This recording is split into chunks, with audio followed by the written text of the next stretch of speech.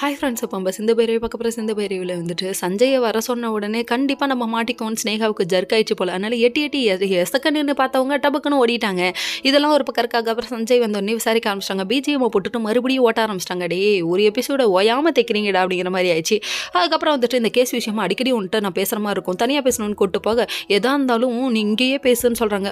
அவனுக்கு அவன் கால 1001வது கவலைன்னு சொல்லிட்டு அடிக்கடி நம்ம மீட் பண்ணி பேசுவோம் அப்படின்னு சொல்லிட்டு பைரவிட்ட சொல்கிறான். டே உன் உள்நோக்கம் எனக்கு தெரியாது, ஏன் பொண்டாட்டி ஏழு எடுக்கிறதுலே உனக்கு குறியா இருக்கேடா அப்படிங்கிற மாதிரி ரியாக்ஷன் வேற மாதிரி இருக்கு இவங்களுக்கு. அதுக்கப்புறம் பார்த்தீங்கன்னா நம்ம சிந்துவும் சிவாவும் ஒரு பக்கம் வந்துட்டு ரொம்ப ஃபீல் பண்ணி ரொம்ப புலம்பிட்டு இருக்காங்க. அதுக்கப்புறம் சிந்துவை வீட்டுக்கு கூட்டு போகலான்னு சொல்ல இங்கே வீட்டுக்கு கூட்டு வராங்க. வீட்டுக்கு கூட்டு வந்ததுக்கு அப்புறமா நம்ம சிவா ஒரு பக்கம் ஹாஸ்பிட்டல் போக அப்போ அதாவது சிந்து தான் நம்ம கம்ப்ளைண்ட் கொடுத்ததான் நினச்சிக்கிட்டு இருந்தாங்க. அது இல்லைங்கிறது ப்ரூஃப் ஆயிடுச்சுங்க. உடனே அப்போ பைரவியை காப்பாற்ற தான் சிந்து இப்படி சொல்லியிருக்காளான்னு சொல்லிட்டு ரொம்ப நல்ல விதமாக நினைக்க ஆரம்பிச்சாங்க. அது தெரியாது இங்கே மாமியார் கொடுமை ஆரம்பிச்சிருச்சு.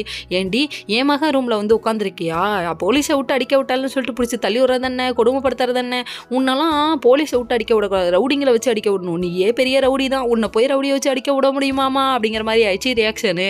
இதை தெரிஞ்சுக்கிட்ட நம்ம சிவாவுக்கு லவ் அதிகமாயிடுச்சு. சிந்து மேலே காதல் கரிபுரண்டு ஓட இதை பார்த்தா நம்ம சிந்து என்ன டாக்டரே என்ன லவ் பண்ணுறியான்னு கேட்க அவங்க கலாய்க்க நல்லா வருவீங்கயா அப்படிங்கிற மாதிரி ஆயிடுச்சு. ஓகே ஃப்ரெண்ட்ஸ், நெக்ஸ்ட் வீடியோவில்